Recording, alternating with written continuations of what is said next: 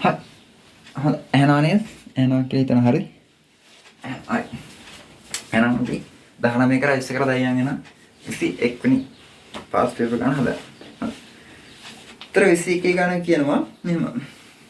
ස්කන්ධ m සහ 2m වූ. දැන් අපි කලින් කතා කරා හැම එකෙම ස්කන්ධ එක එක සමානයි නේ. මම මෙතන ස්කන්ධ දෙක කියන්නේ අංශු දෙක ස්කන්ධ දෙකක් සහිත විරම දීලා තියෙනවා. ස්කන්ධ සිම්පල් m වූ p වස්තුවක්. p වස්තුවේ ස්කන්ධ සිම්පල් m සහ 2m වූ q වස්තුවක්. ඉතින් q වස්තුව ස්කන්ධ 2m.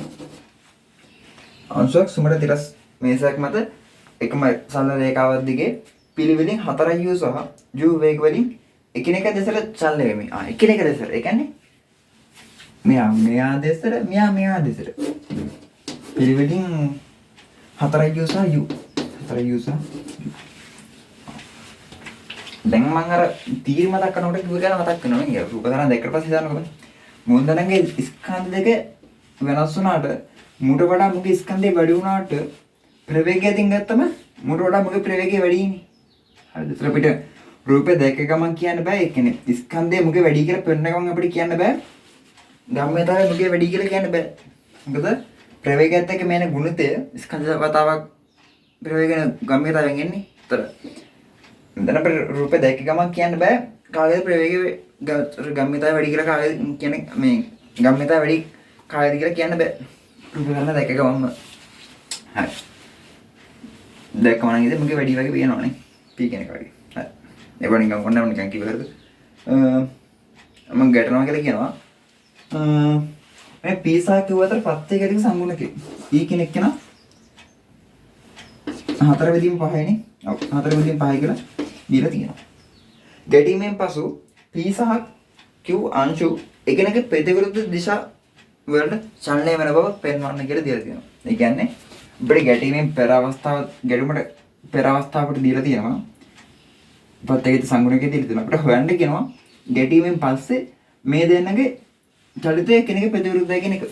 චලිත වෙන දිශාව එකිනෙක ප්‍රතිවිරුද්ධයි කියන එක අපිට හොයන්න කියලා දීලා තියෙනවා. ඊට පස්සේ අපිට දීලා තියෙනවා ගැටීමෙන් පසු p සහ q අංශු එකිනෙකට ඒ දුරකින් පීඩීම සඳහා ගත වන කාලය. හරි. අපි ඉස්සෙල්ලා මේ කලින් කතා කරන්න යමුකෝ. අදට හොයන්න කියන්නේ මෙන්න මේ ගැටීමෙන් පස්සේ මුන් දෙන්න ප්‍රතිවිරුද්ධ දිශාව ඔස්සේ චලනය වෙන එකක්. ඒක කොහොමද යන්නේ? අමාරු වෙන්නේ. නෑ අමාරු නෑ. අර කලින් විතර අපි හදාගෙන යමු. අපි හිතමු අපි හිතාගෙන මේ කිරික ප්‍රතිවිරුද්ධ දිශාව ඔස්සේ චලනය වෙන බව පෙන්වන්න තියෙන්නේ. අපි එහෙම චලනය වෙන බව කියලා හිතාගෙන අපි හදාගෙන යන මොකක් කරයක් වෙන්නේ. ඒක අපි මෙහෙම ගමු. හිතන්නකෝ දැන් ඔන්න ප්‍රතිවිරුද්ධ දිශාව ඔස්සේ චලනය වෙන්නවා. මූ මෙහෙට ගිහලා මූ මෙහෙට යන්න බෑ. නේද? කියන්නේ m කියන වස්තුව මූ එක දෙකයි m. ඒ කියන්නේ p සහ q. අපි මේ පැත්තට යන ප්‍රවේගය එක v1 කියලා. v2. v ප්‍රථම පිටින් i සමානයි ඩෙල්ටා mv සහ නිව්ටන්ගේ පරීක්ෂණාත්මක නියමය අනුව e සමානයි වෙන්වීමේ සාපේක්ෂ ප්‍රවේගය බෙදීම ලංවීමේ සාපේක්ෂ ප්‍රවේගය. ඒකම දැන් දාන්න තියෙනවා. හැම ගන්න කොහොමද දාන්න. mv i පද්ධතියම සලකන්න. පද්ධතිය සලකුවට පස්සේ i කෙනෙක් නැහැ. බිඳු. සමානයි පද්ධතියේ පසුගම්මිතාවය. ඉතින් මෙයාව සලක මේ පැත්තට. සලකවොත් එහෙම. ඍණ mv1 වෙනවා 2m ඒ කියන්නේ දාන 2m v2 ඍණ mv1. ඔය වෙලාව පද්ධතියේ පසුගම්මිතාවය. පද්ධතියේ පෙරගම්මිතාවය අපි හොයන්න පුළුවන් ඍණ දිශා මේ පැත්තටමනේ. එහෙනම් m වැඩි කිරීම 4u. 4u. ඍණ මොකද දිශාව ප්‍රතිවිරුද්ධ 2m වැඩි කිරීම කීයද u. අනවදර ගන්න. මේ පැත්තේ මම මෙහෙට කියනවා. ඍණ 4යි මොකද්ද මේ ලියලා තියෙන්නේ? 44u මොකද්ද? m 4u නේ. මේ පැත්තට මේ අර පදේ මේ පැත්තට ගෙනකොට ඍණ 4යි mu නේ තියෙන්නේ. මේ පැත්තට ගෙනකොට ධන 7යි mu. ධන 4යි mu. ඍණ ධන 2යි mu තියෙන්නේ. මේ පැත්තට ගෙනකොට කීයද? ඍණ 2යි mu වෙනවා. සමානයි 2යි mv2 ඍණ mv1. ඔක්කොගෙම m තියෙනවා. එතකොට 4u ගෙන් 2u ඔඩ වෙනවා. 2u සමානයි 2යි v2 ඍණ v1. 2යි v2 ඍණ v1. ඔන්න හරියට මේකට. ඊට පස්සේ අපිට අපි යන් අර e සීන් එකට. e සමානයි වෙන්වීමේ සාපේක්ෂ ප්‍රවේගය. වෙන් වෙනවා. මේ p ට සාපේක්ෂව q කැමැත්තෙන්ම වෙන් වෙනවා. q ට සාපේක්ෂව p ඒත් කැමැත්තෙන්ම වෙන් වෙනවා. දෙන්නට දෙන්න කැමැත්තෙන්ම වෙන් වෙන්නේ. එහෙනම් v2 කියන එක නයි v1 කියන එක නයි දෙන්නම දන. v1 දන v2. බෙදීම ලංවීමේ සාපේක්ෂ ප්‍රවේගය. දැන් දෙන්නම එකිනෙක දෙන්නම කැමැත්තෙන් ලං වෙන්නේ. එහෙනම් දෙන්නම දන. 4 දන 4u දන. අපිට මේක වෙන්වීමේ සාපේක්ෂ ප්‍රවේගය දෙලා දෙනවා 4 බෙදීම 5යි කියලා. 4 බෙදීම අපිට මියමුක්ත කරනවා කියන්නේ මෑයට 5යි උනේ 5යි u වතාවක් 4 බෙදීම 5. ඒ කියන්නේ මේකට මේක කැපෙනවා 4යි u සමානයි p ධන v2 කියලා වෙනවා. මේක මම ගන්න දෙවෙනි මේකට. මේක දැනෙන පියනවද? පේනවද නැහැ. දැන් මට මකන් දෙනවා මම. පේනවද ඔය පැත්ත එන්න? අවුලක් නැහැ. ඊට පස්සේ අවකම ගත්තා. දැන් මට හොයන්න ඕන. දැන් මට මේක දැන් එකක් විතරක් හොයන්න බෑ. දැන් මට මේ v1 සහ v2 කියන දෙන්නම හොයන්න ඕන. හොයලා ඒ දෙන්නම වෙන් කියන වෙන්වීමේ මොකද කියන්නේ වෙන්වීමේ සාපේක්ෂ ප්‍රවේගය දෙන්නකම දරන උන් දැන් දෙපැත්තට වෙන්නේ. ලංවීමේ සාපේක්ෂ ප්‍රවේගය දෙන්නම ඍණයි නම් උන් දෙන්න ඒ දෙපැත්තට තමයි චලිත වෙන්නේ. අන්න නෝ සීන් එකෙන් තමයි අපි මුන් දෙන්න ගේ චලිතේ කොහොමද වෙන්නේ? ඒකම දිශාවට නැත්නම් ප්‍රතිවිරුද්ධවද කියලා තියෙන එක නම් යන්නේ. හරි. මේ මම මේක මකාගෙන යන්න හරිද? මකාගෙන යන්න කිව්වට මට මේක තිබ්බනම් DC අතරම ගන්න කරන්න දෙන්නේ නැහැ. මකාගෙන යන්න.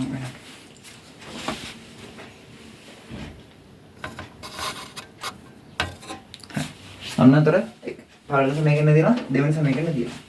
මම කරන්න දැන් මෙතන ඍණ v1 මෙතන ධන v1. මුන්දන එකට කරන්න මොකද කරන්නේ? එහෙනම් අපි ඉස්සලා v2 හොයමු. එකට කරන්න දිනවට 1 ධන 2.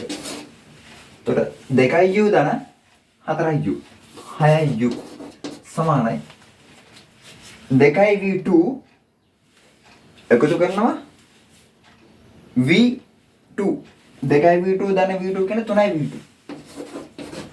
ඔන්න ඔතනින් මට එනවා මේ දෙපැත්තම 3ෙන් බෙදනවානේ. එහෙනම් 2යි u සමානයි v2 එකක් මට එනවා. මොකද මම මේ සීන් එක මම ආදේශ කරනවා මේ මෙතන v2 එකක් ඉන්නවා. එහෙනම් මම උඩ ආදේශ කරනවා. එතන මොකක්ද දෙන්නේ? අපිට v2 සදා v1 සදා ප්‍රකාශනය කරන්න පුළුවන්. මෙන්න. නැත්නම් ඉතින් එක ඍණ දෙක කියලා ගත්තත් හරි. එක ඍණ දෙක නෙමෙයි. එක ඍණ දෙක වැඩි කිරීම දෙක කියලා ගත්තා නම් කෙලිම v1ට මෙතන එකක් එනවා u එක සම්බන්ධයක් කරනවා. එනතම මේක මෙන්න ආදේශ කරන්න තියෙන්නේ. ඒ කියන්නේ එකට ආදේශය හරිද? මෙන්න මේක එකට ආදේශය. එතකොට 2u සමානයි දෙවතාවක් v2 වෙනකොට 2u. දෙවතාවක් 2u. ඍණ v1. v1 මේ පැත්තට ගෙනාවා 4u ඍණ 2u කියන්නේ 2u. v1 කියන්නේ 2u. ඒතර තේරෙනවා v2 ට v1 සමානයි.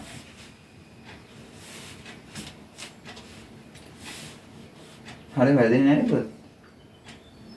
මම වැරදි වගේ හිතනවා. ඇයි? හරි නේද? හරි. දෙකයි u සමානයි. හරි. මේ හරි. තොරනෝදෙට අපි ගන්නවා. දැන් අපි ප්‍රවේගය ටික හෙව්වනේ. දැන් ඔන්න ඔතනින් බලන්න මෙන්න මේ u කෙනෙක් කෙනා ධන වුණොත් එහෙම. ඔන්න u කෙනෙක් කෙනා ධන වුණොත් එහෙම. බිඳුරට වැඩි වුණොත් එහෙම. v ට මොකක් වේද? v1 ට මොකක් වේද? u කෙනෙක් කෙනා ධනයි. කොයි u ත් එක v1 කොහෙද තියෙන්නේ? u කෙනෙක් කෙනා ධන වුණොත් එහෙම v1 කෙනෙක් කෙනා කොහොමද ධන? එහෙනම් v1 එවිලා ධන. u කෙනෙක් කෙනා ධන වුණොත් එහෙම v2 බලන්න මේ v2 මේ ඒත් මොකද වෙන්නේ? ඒත් ධනාගයක් කෙනෙක්. ඊට පස්සේ මම ගන්න නේ u කෙනෙක් නම් ඍණ වුණොත් එහෙම බලපන් ඔබ. u කෙනෙක් නම් ඍණ වෙනවා. u කෙනෙක් නම් ඍණ. එක ගුණ කරන ඍණ එකෙන්. ඍණ දෙකයි. ඒ කියන්නේ v1 කියන්නේ v1 කියන එකත් ඍණ. u කෙනෙක් නම් ඍණ වෙනවා. v2 මොකද වෙන්නේ? ඒත් ඍණ වෙනවා. ඒ කියන්නේ මොකද්ද මේ තියෙන්නේ? u කෙනෙක් නම් ධන වෙනවා කියන වෙන්වීමේ ප්‍රවේගයක්. sorry වෙන්වීමේ සාපේක්ෂ ප්‍රවේගය. දෙන්නම ධනයි නේ. v1 කියන එකත් ධනයි v2 කියන එක ධනයි. ඒ කියන්නේ දෙන්නම ධනයි වෙනවා නම් එතන වෙන්වීමේ සාපේක්ෂ ප්‍රවේගය ඇති වෙනකොට දිශා දෙක ප්‍රතිවිරුද්ධ. මෙහෙම ගන්න තියෙන තුරට. මෙහෙට යනවා. මෙහෙට යනවා. වෙන්වීමේ සාපේක්ෂ ප්‍රවේගය ධනයි. මෙතන v මෙතන v2 නම් මේ දෙන්නම ධනයි නේ. එහෙනම් අන්න දෙයකට පුරනවා දිශා දෙක ප්‍රතිවිරුද්ධයි කියලා. ඒත් ඉතින් මදි නම් මෙතන බලපන් මේ ලං වීමේ සාපේක්ෂ ප්‍රවේගය. දෙන්නම ඍණයි. දෙන්නම ඍණයි කියලා කියන්නේ ලං වෙන්නේ නැහැ එකෙක්වත්. දෙන්නම ඈතට යනවා. එහෙනම් ඒත් අපිට එතනින් ඒත් සම්බන්ධ වෙනවා. අපිට එතනින් ගන්න පුළුවන් දෙන්නගේ දිශා දෙක ප්‍රතිවිරුද්ධයි කියලා. අන්න ඔතනින් තමයි අපි ඒ දෙන්නගේ දිශා දෙක ප්‍රතිවිරුද්ධයි කියලා ගන්න. හරි. ඊට පස්සේ අපිට දීලා තියෙනවා p සහ q. ඒතර ඒක හරිනේ. හරි නේද? ඊට පස්සේ අපිට දීලා තියෙනවා මේ p සහ q දෙන්නගේ එකිනෙකට p සහ q දෙන්න එකිනෙකට සිම්පල් a දුරකින් පිහිටීම සඳහා ගතවන කාලය සොයන්න කියලා. මොකක්ද ඒ තියෙන්නේ? එතන තියෙන සාපේක්ෂ ප්‍රවේගය සහ සාපේක්ෂ ස්ථාපනය. මෙන්න. p සහ q කියන එක නා එකිනෙකට a දුරකින් පිහිටීමට. p සහ q කියන එක නා p ට සාපේක්ෂව q ගේ පිහිටීම a විස්ථාපනය. මොකද මේ ලියන්නේ?